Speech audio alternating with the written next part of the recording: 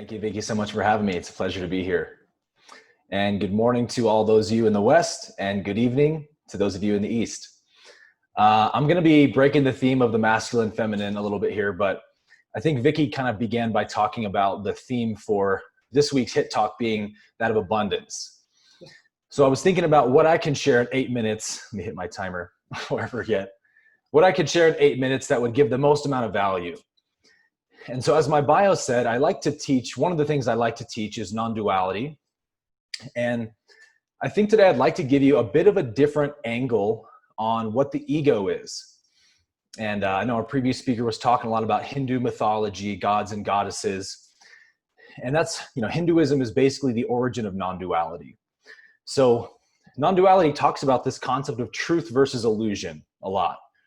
And the ego represents that part of us that is the illusion of being a separate self, separate from our source. So I'd like to help you, in order to kind of transcend the ego's influence on our behavior and on our thought patterns, it's really helpful to have a solid kind of understanding of what the ego is, where it comes from, and why it thinks the way that it thinks. So from my personal perspective, I sort of like to look at the ego from the lens of evolution, or maybe science, you could say.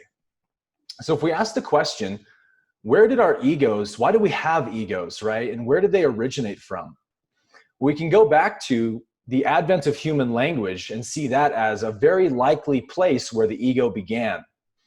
When humans began using verbal language to name objects, at some point, if we evolved from higher hominids, that group of hominids would have started communicating with guttural noises and things of that nature to communicate about objects and eventually about one another, right? So when you have a noise, that means me, that allows the mind to develop self-awareness, where I become a concept or an object unto myself. And this is the point where the ego would have first sort of began. So if we look at our biology, we have a fight, flight, or freeze response, right?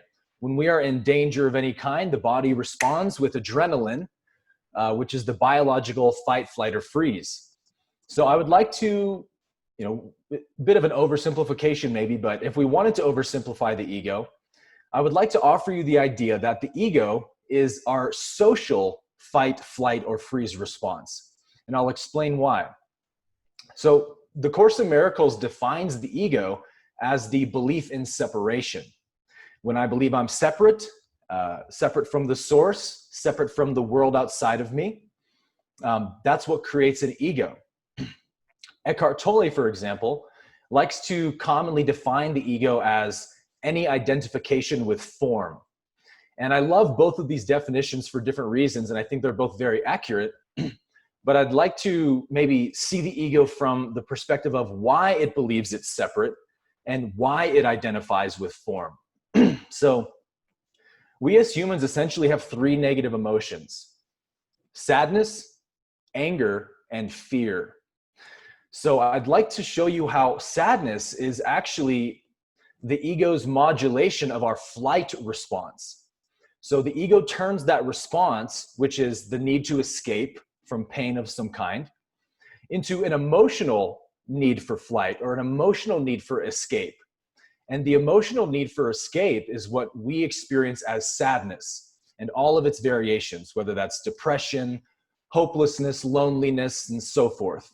That's you emotionally desiring to escape from pain and not being able to escape. Now, anger is the ego's modulation of the biological fight response. This is the need to attack or the need to defend yourself against pain. So this is essentially the ego using that adrenaline to create what we experience as anger. Now, each one of these emotional responses, we could say, has a primary belief that kind of motivates that response. So going back to the first response, which is flight, which is sadness, the ego's primary belief in our minds that causes us to experience sadness is the belief, I am incomplete, I am lacking. And, you know, the theme for today being abundance, this is kind of the ego's main shtick, is it's the belief in lack, the belief that it is separate. The second belief of the ego kind of follows suit of the first one, and it's the belief that creates anger again. And this belief is my happiness or my completion depends on outcomes, depends on achieving, you know, positive, pleasurable outcomes for myself. And the reason that this belief causes anger in all of its variations is because anger is when a goal gets blocked, right? When an outcome is blocked, when I believed that this thing I wanted, whether it's an actual object or whether it's the opinion of somebody else or being right or whatever the outcome is, if I don't get that outcome, I am frustrated, I'm angry, I'm guilty or somebody else is guilty, and I'm ready to fight to get the outcome that I want. And then the third and final belief of the ego correlates with, again, the third negative emotion, which is fear. And that's the freeze response, right? When an animal in the wild, let's say, is confronted with an attacker or a predator and it is caught off guard, usually they freeze first before they're deciding, should I fight or should I flight? And this freeze response is what the ego modulates into fear. Now, fear is the emotional need to have control and not having that control, right? We become fearful when we believe we're losing control. Or, you know, a panic attack, an anxiety attack is when you believe something like maybe your physical body or your cognition you're losing control over that. It creates fear.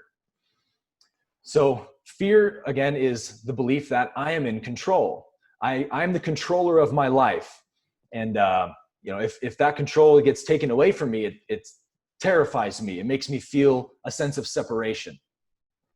So to kind of summarize again, to wrap that up, the ego modulates that primitive biological fight, flight, or freeze response in our minds into a psychological need for fight, flight, or freeze. And this, you know, is just a product of the way that we as humans evolved as a social complex, as social entities. You know, at some point through the advent of language, we began forming tribes and families and jobs and religions. And so the ego, you know, something in our mind had to evolve to keep up with that, right? And that mechanism is our ego, which gives us a sense of social identity. So to summarize, we can overcome this belief in lack by being aware of these three beliefs. I am incomplete, my happiness depends on outcomes, and I am in control. If we correct these misperceptions on a daily basis, reminding ourselves, I'm the source of everything I want. I, as a separate being, am not in control, but the universe, the source, is in control. Then through that, we can truly live with peace and become more self-aware of where these negative thought patterns come from. So that about wraps it up for me. I'll put a pause on my timer. And thank you, Vikki, very much for the opportunity.